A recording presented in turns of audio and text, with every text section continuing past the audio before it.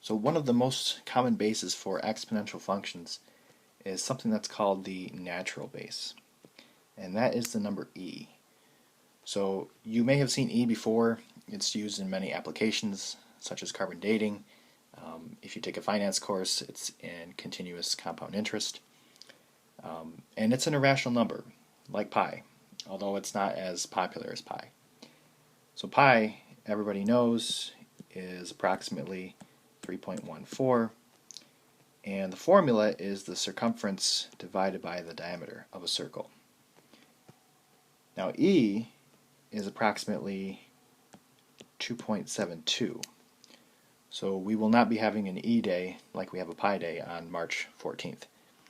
Now the formula, that is kind of a big formula. It's 1 plus 1 over n raised to the n, and this is as n goes to infinity. Or you can think about this as n becomes large. So if you plug in 1,000,000 for n in this formula, then it's going to get very, very close to 2.72.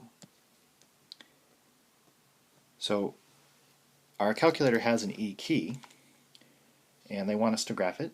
So if you go to y equals and do e raised to the x, and it's second ln.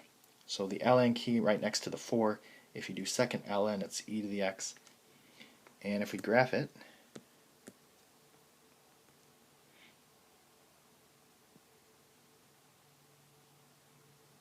it really doesn't look any different from our other exponential functions. So the exponential functions, the graphs, they all look pretty similar.